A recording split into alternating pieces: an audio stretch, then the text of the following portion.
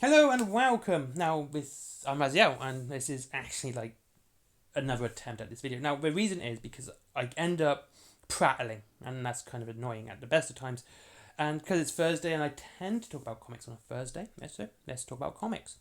Now, what I want to talk about today is the comic industry today, comics today. Now, if you know me, I'm not going to talk politics on this one because honestly, it's a wasted argument at this time. It's just silly that if anyone brings up anything about comics, it's just politics, and it's just like no, let's not do that. Now, what I do want to talk about is how comics have come to be at the moment. See, here's the thing. At the moment, I've got to say Marvel's doing pretty well. Their Ultimate line, I'm really enjoying. I really am enjoying it. Werewolf by Night's really good. Daredevil, Unleash How is finishing up this month and has been really good. Marvel, I can't really complain with what I've read. Okay, I've really enjoyed what I'm reading, like the Incredible Hulk, etc. I'm really enjoying it. Okay, but I have noticed a trend with the ones I'm reading, and this kind of reminds me of comics in the start of the century. Oh my god, I'm so old. At the start of the century, the 2000s to 2010s. Now, at this time, we go back. Let's flash back to the 2010s, and 2000 to 2010s, so the early noughties, the noughties. There you go. What we saw, especially during the end of that decade, was a very big focus on storytelling, and we had some of the best comic books come out at this time. There were some misses, such as Secret Invasion and Fear Itself, for those who remember. I think Fear Itself might have been later, actually. I think that came after Siege, which was 2010. But we had, Secret Invasion wasn't great. Okay? I'm not talking about the TV series, I'm talking about the comic during that time. But we had Civil War. And Civil War was a fantastic comic. The film's alright. Unfortunately, they could have done it so much better if they followed the comic. But there were issues with the Fantastic Four, which I can understand. Because there was a very good plot point with the Fantastic Four, how it was divided because of what was happening with the superhero community. Reed and Ben wanted to side with Stark, and Cap had Susan and Johnny. And this was an interesting story. It was interesting to see how this divided a family on political basis. And now, it was still the Registration Act. That was still the storyline. I know it continued over into the Civil War movie. But it was done better, in my opinion. What happened at the start? Now, I've got to sort of give you a quick story grasp of it. What happened at the start is Thunderball wanted to get views. Boost their ratings in the TV series that we were doing. It was a reality show. And they saw these, top tier villains in a house. We can take them now. And yeah, it blew up a school. A school ended up being destroyed because of this chase for ratings, and that's what really annoyed the entire people. This is why people were like, superheroes, something's got to be done. This was overly reckless, and it really tied in the whole. When you see superhero fights in comics, there's so much damage. There's so much loss of life that we don't see because of the damage done to the city, done to the area. It's phenomenal. And here's the thing. Stark was for pro-registration. He said, look, we have some phenomenal powers. We have some phenomenal tech. We have things that could wipe out entire cities. It needs to be regulated. It needs to be controlled. Well, Cap was like, well, we are still people. Some of us, we are our own weapons. We cannot control what we do. This is what we are. This is how we are made. And you're wanting to regulate people. And what made this particularly interesting at the time, and this also shows you how old I am, the Facebook Marvel group at the time, now I will never forget, this was like an absolute, you think of dumpster fires you see today on Facebook. That's nothing compared to what was back then. That was nothing. I mean, fights would go on for weeks on who would beat who. And you would get thousands, and I'm not even joking, thousands of comments, thousands of replies on who would win who would beat who.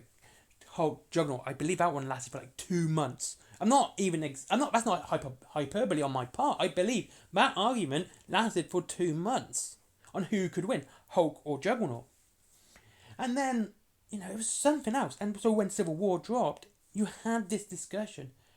And it did divide the internet, and it divided it in a good way, because people were like, well, Tony Stark has good points, and people were like, oh, Cap has good points, and it really made for interesting conversation. And I don't think I've ever seen a comic do that since. Even Civil War 2, when that came out, didn't have that much of an impact on social media like the original Civil War did. And I think the reason being, in the original Civil War, and like I said, I'm going to get to Civil War 2 in a minute. In the original Civil War, both points kind of made sense. One was about restricting rights, one was about complete freedom. Civil War 2, Carol Danvers was completely in the wrong from the start. She wanted to convict people, though they hadn't done anything yet. They were going to, because of Ulysses, etc. But they hadn't done anything yet. So you could see Carol Danvers was being wrong. Tony Stark saying, look, we have powers. We have things that can devastate cities. We need to be regulated. Whereas Cap said, we are human. We are people. We don't need to be... We can't regulate people. It was an interesting discussion to have, because there was no objective moral right or wrong. Convicting someone before they've even done something is objectively wrong. You cannot say, but they haven't even thought about it, by the way. This is the point here. I mean, you can have conspiracy and stuff like that. And so, you can see Carol Danvers was absolutely in the wrong, whereas in the original Civil War, you couldn't really draw a line on who was right and who was wrong, because both had excellent points, and both were using villains. And it was an interesting storyline to have. And again, we saw a lot of good series like this. Another good one was Siege. Now, Siege is very much it's a popcorn comic. It's the end of an era. It was the end of a dark reign, which sort of started with Secret Invasion, and it sort of ended with Siege. Now, Secret Invasion wasn't great. It's fun, it's campy, but yeah, it's not great. Well, Siege is phenomenal. But it is absolutely popcorn based. So Marvel was showing at this time they could write a very thoughtful piece and still do just a comic, an adventure comic, an action-packed comic with lots of pows and whacks and big explosions and everything cool like that. And we saw this with other things as well. We saw this with other comics as well at the time. One of my favourites at the time is the Batman War Games series. This was a very long series. It started with War Drums and ended with War Crimes, and it covered the entire Batman comic line. Though it was written by good people like Ed Brubaker, and so you didn't actually have to read the whole thing to get what's going on. You could just read the Batman side and you get an entire story from that side, but it's still all sort of integrated as well. And then what was interesting about this, because it also was starting to bring back Jason Todd. Now, the way it was done, and the way Jason Todd did it was interesting, because this was a time when we could see people actually messing with Batman's head. This crime fighter plans for everything. And in War Games, we see that he had planned for this. Well, he had theorised this situation and how it would work out, and it was going to plan as he thought it would. And basically, we skip War Drums and go straight to War Games. It started because Spoiler set up a meeting with all the main villains of the piece, and one of the guys went to reach for a lighter. They thought he was reaching for a gun, and it started this entire mess off. Gotham was ablaze. It was gang war after gang war after gang war. Bloodhaven got destroyed at this time. So all of a sudden, Batman was really upset because he thought Nightwing was in Bloodhaven at that time, but he wasn't. He was back in Gotham. And it really saw this story unveiling about how Batman actually thinks and feels, and how he actually is the greatest detective because he plans for everything. We've seen this with the Infinite Crisis storyline where he had the contingency plans. I think that was the Infinite Crisis storyline, correct me if I'm wrong. However, again, we just saw this sort of Batman where he had planned for everything of this. Like, he knew where to send people to where they'd be most effective. But Jason Todd was the one that threw a spanner in the mix. He was doing things that Batman wouldn't think. And we didn't even know it was Jason Todd during this storyline. It was hinted at. It was sort of slightly dropped that Jason Todd was alive during this time. And it was finally revealed straight afterwards with Under the Hood. And again, we saw these great storylines on how superheroes could be human too. Well, you know what I mean, okay? And especially Batman, this unflappable character, this one who's always planned, suddenly started to break under this tension. He hadn't slept. You could start seeing being human. And the Oracle and everyone, you could start seeing all these heroes just breaking under the pressure. They didn't have Superman coming to help them out. They didn't have Green Lantern and the Flash. None of these guys came to help out Gotham. It was just Batman and his gang. It was just Batman and his team. That's all it was. And it was an amazing story. Really worth reading. But that was the thing. During this time period, there was this vast focus on stories. Now, after that massive flashback of the 2010s, we have today, 2025. Now, like I said, what I've read at the moment, I'm going to just go through what I read. I read Ultimate Wolverine, The Ultimate Spider-Man, Spawn, Werewolf by Night. I'm reading Daredevil Unleash Hell, Incredible Hulk. I'm going to get the graphic novels for Carnage and Venom. Now, I know that sounds a bit weird to me pointing that out, because what just happened in Marvel, not that long ago either, was Blood Hunt, and it's not good. I only got one spin-off from that, which is the Midnight Suns graphic novel. And the only good bit of that was Werewolf by Night. But it looks like what we're seeing now in Marvel is Marvel going back to telling good stories. In the Incredible Hulk right now, he has the power of the one blow all. It's a very driven horror comic. It is absolutely graphic at times. Like in the last one I read, just to show you how graphic this is, the Hulk, Clear, Doctor Strange's ex, tricked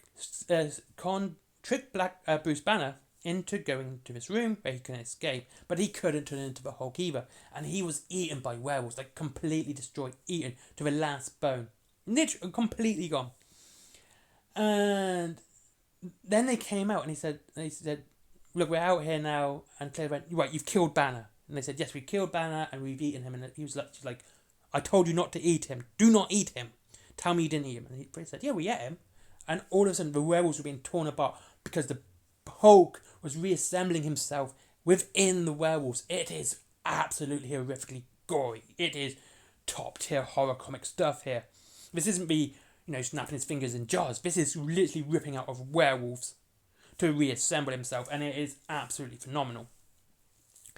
Unleash Hell, the Daredevil storyline, is going back to Muse and back to the storyline of Elektra in Hell, and again we're seeing this fantastic storyline evolve around this. It's this going back to the old ways, the old storytelling ways. It's not nostalgia baiting anything either. It's not like, look who's back, it's Jack Russell as Werewolf by Night. No, it's nothing like that. It's just Jack Russell is Werewolf by Night, so they're just making him Werewolf by Night and telling this story around him and the original character. And the stories around Elektra and going to Hell. This is going back to good storytelling, and Spawn's doing it as well. Spawn just had a fantastic storyline with the key vampire. I think it's still going. I haven't read this month's. And Spawn being Spawn, and then you got the spin-off Scorch, which has She-Spawn, Medieval Spawn, Redeemer. Just telling fantastic stories.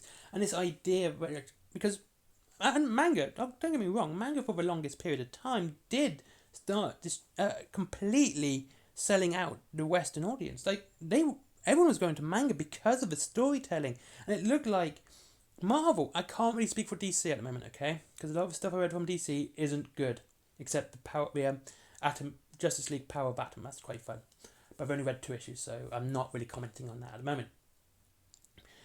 But manga, yes, it had this massive big blow up. It exploded in popularity because of the storytelling. It looked like Marvel looked at that and went, look, this is what's selling. Let's start writing good stories, and we're getting good stories again. And this reminds me of Marvel's now as good now as it was. I'm not saying it's better, by the way, because I haven't read so much of it to say it's better.